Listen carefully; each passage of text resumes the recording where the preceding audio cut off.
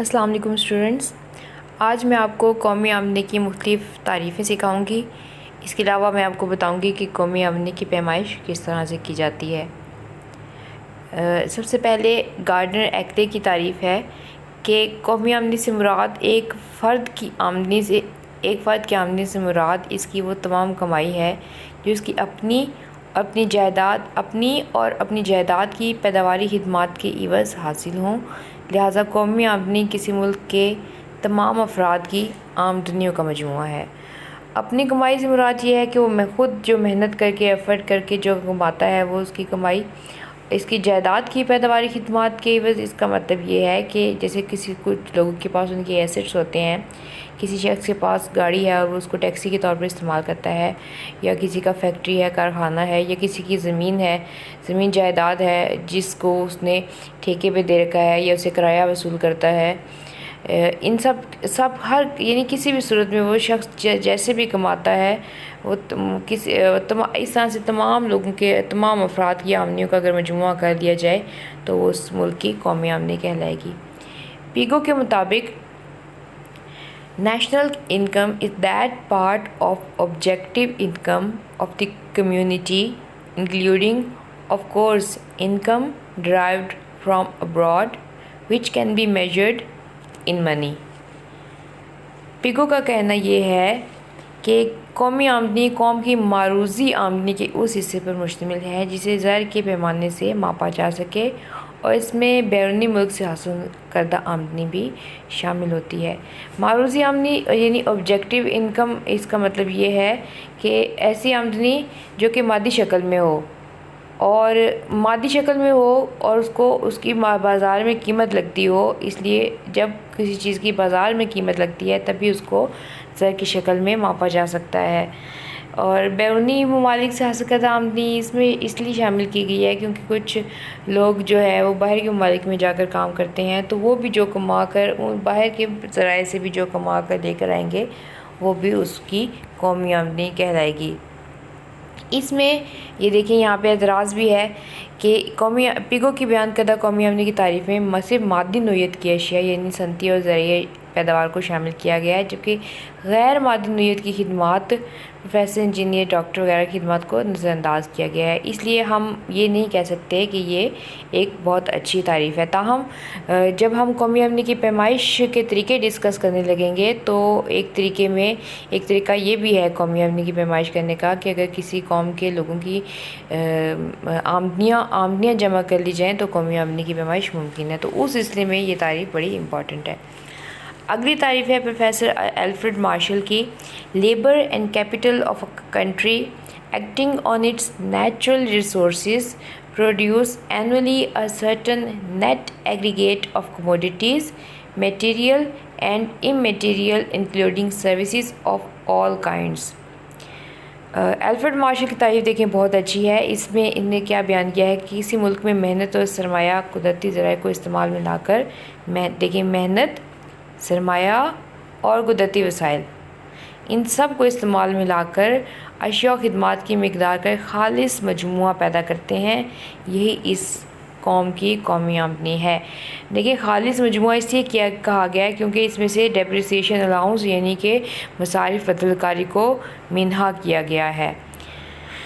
Professor Fisher के मुताबिक national income refers solely to services received by ultimate consumers whether from their material or human environment।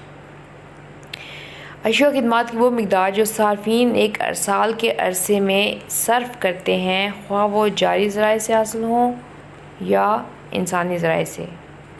यानी उनका कहने का मकसद ये है कि चाहे वो अशिया खिदमात मादी हों, अशिया खिदमात दोनों को देखें डिस्कस किया है कि नहीं, यानी कि सार्फिन पूरे साल में जितना वो सर्फ़ करेंगे अपनी ज़रूरियात ज़िंदगी पर या किसी भी शक्ल में जो लोग सर्फ़ करेंगे उस सारे सर्फ़ को, सारे अखराजात को अगर आप जमा करें, चाहे वो अखराजात अशिया के ऊपर हों या चाहे वो अखराजात खिदमात के ऊपर हों, क्योंकि हमारी ज़रूरियात सिर्फ अशिया से पूरी नहीं होती बल्कि हमारी ज़रूरियात खिदमात से भी पूरी होती हैं। तो हर किस्म के अखराजात जो हैं साल भर में जो हों अगर उनको जमा कर लिया जाए तो वो कौमी आमदनी होगी।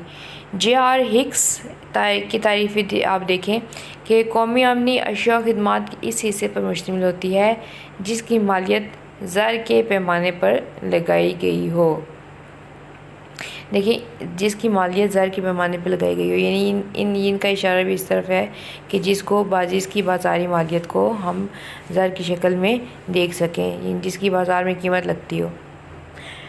अच्छा, उसके बाद ये देखें तो मजमूई तौर पर इसकी एक जामे सी तारीफ़ क्या है कि कौमी आमदनी से मुराद एक साल के अरसे में अशिया खिदमात की पैदा करदा वो मकदार, उसकी मकदार की मजमूई मालियत दी जाती है जिसमें बैरूनी मुल्क से हासिल करदा आमदनी भी शामिल होती है। दूसरे अल्फाज में किसी मुल्क की आमदनी पैदाइश एक साल के दौरान हासिल होने वाली तमाम मुआवज़ों के मजमूए को कौमी आमदनी कहा जाता है, जबकि इस मजमूए में इंतकाली अदायगियाँ शामिल नहीं होती। इंतकाली अदायगियाँ इसलिए शामिल नहीं होती क्योंकि इंतकाली अदायगियों के बदले में कोई भी पैदावारी काम नहीं किया जाता, यानी इंतकाली अदायगियाँ से पैसा एक शख्स से दूसरे शख्स के पास ट्रांसफ़र होता है, इसके बदले में कोई काम नहीं होता, कोई खिदमत सर अंजाम नहीं दी जाती।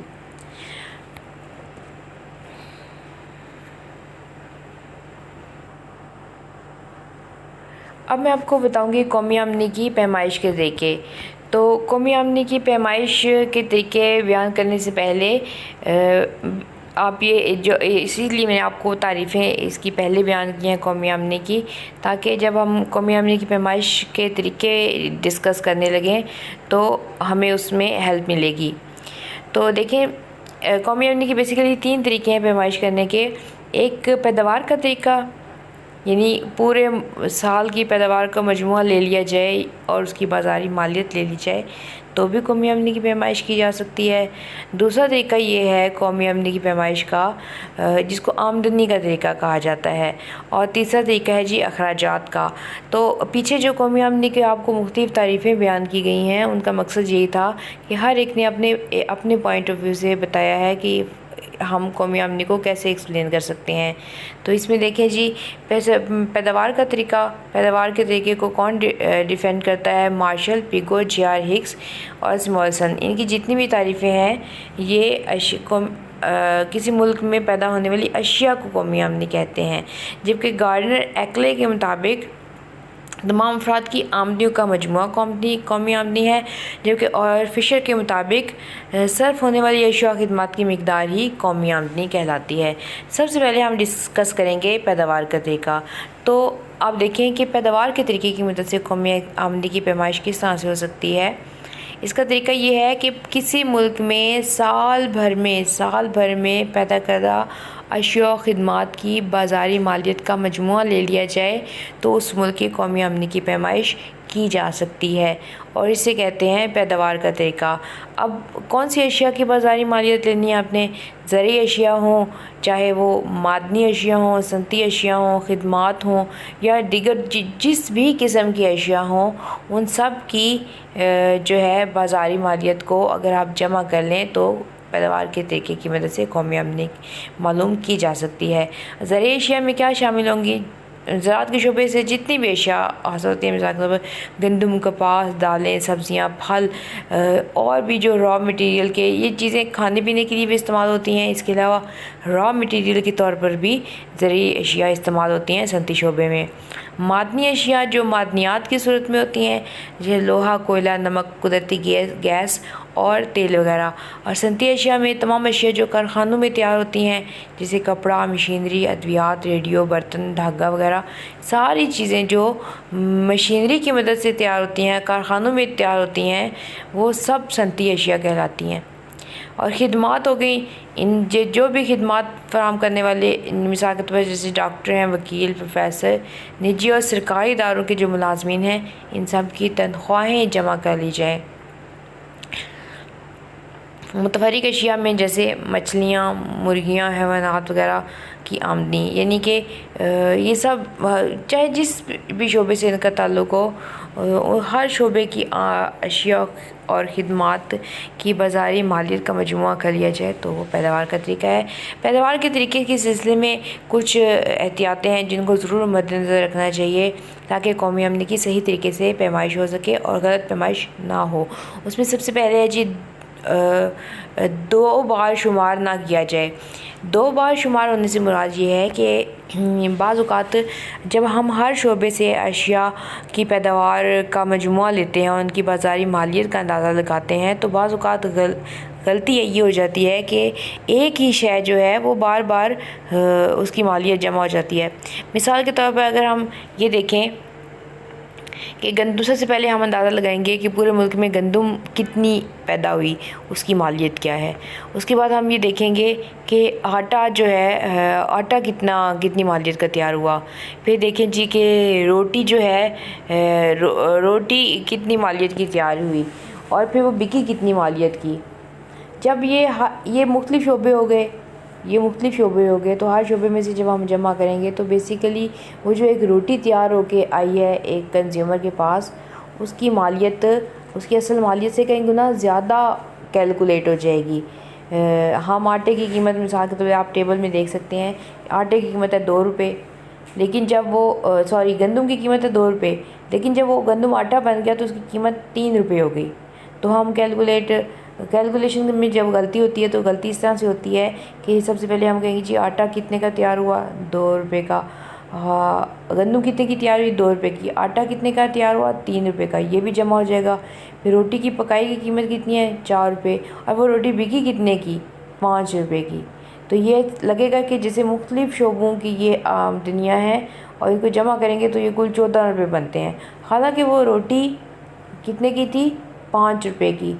तो असल में वो 5 रुपये की थी, लेकिन जब मुख्तलिफ़ शोबों से हम कैलकुलेशन लेते रहे तो वो हमें लगी कि वो 14 रुपये की मालियत की चीज़ तैयार हुई है, हालांकि वो 14 रुपये की नहीं थी। तो इसको कहते हैं दो बार शुमार, यानी बार बार हमने उसकी मालियत को जमा कर लिया है। इसका तरीका ये है, ये गलती अवॉइड करने के लिए 2 ऑप्शन है हमारे पास, यानी 2 तरीके हैं जिसकी वजह से ये ऐसा हो सकता है कि हम इसको दोबारा शुमार ना करें। इसको अवॉइड करने के 2 तरीके हैं। पहला तरीका ये है कि जब भी कोई चीज़ बिल्कुल तैयार हालत में हो, हतमी शक्ल में हो, और अब कंज्यूमर उसको इस्तेमाल करने वाला हो, यानी इस शक्ल में हो कि कंज्यूमर अब उसको इस्तेमाल कर सकता है, तो उसकी जो मालियत है वो गिनी जाए। हतमी अशकाल में जो अशिया तैयार हो चुकी हैं सिर्फ उनकी मालियत गिनी जाए। यानी कोई चीज़ अगर इनकम्प्लीट है, तैयारी की हालत में नहीं है, तो उसको गिना, यानी तैयारी के मराहिल में है अभी, उसको ना गिने। एक तरीका ये है। दूसरा तरीका ये है कि तैयारी के दौरान हर मरहले में जो उसकी मालियत में इजाफ़ा होता है सिर्फ उसको गिना जाए। मिसाल के तौर पर गंदम की जो कीमत है वो 2 रुपये है, फिर जब गंदम आटा बन गया तो उसकी कीमत कितनी हो गई, 3 रुपये, इजाफ़ा कितना हुआ है, 1 रुपये का। अब हम गिने सिर्फ उस इजाफ़े को। पहले गंदम थी तो उसकी कीमत थी 2 रुपये, जब वो गंदम आटा बना तो उसकी कीमत होगी 3 रुपये, इजाफ़ा हुआ 1 रुपये का।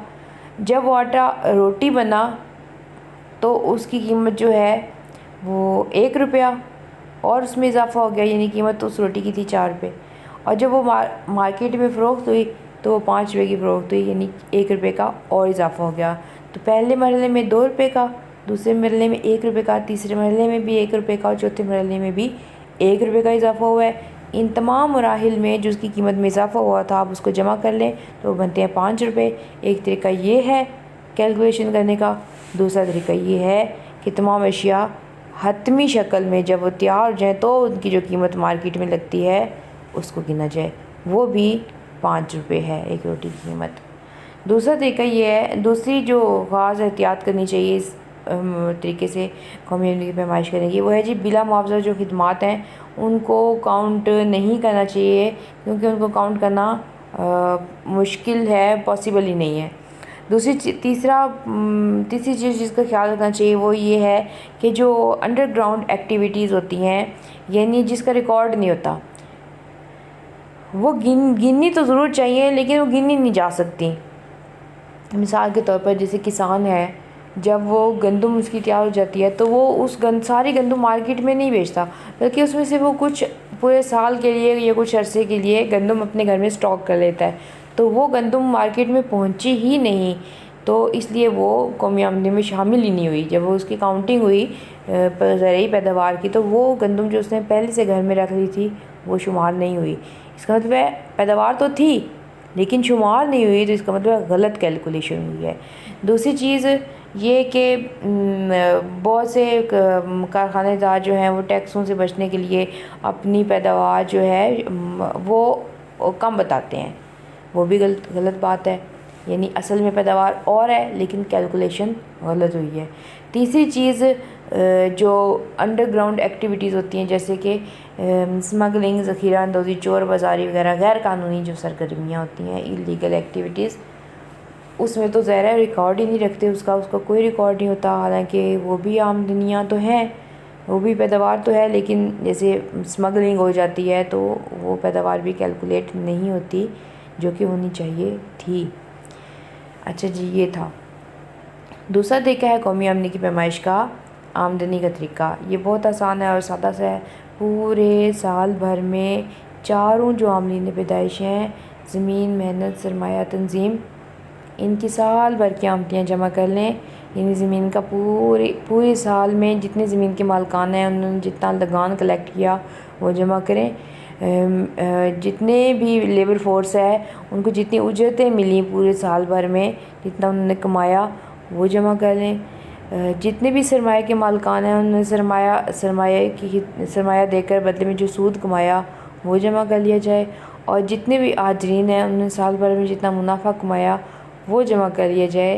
ये सारे जमा कर लिए जाएँ तो वो भी पता चल जाता है कि कौमी आमदनी कितनी हुई है। इस सिलसिले में क्या एहतियात मद्देनज़र रखनी चाहिए? सबसे पहले ये कि इंतकाली अदायगियाँ शामिल नहीं करनी चाहिए।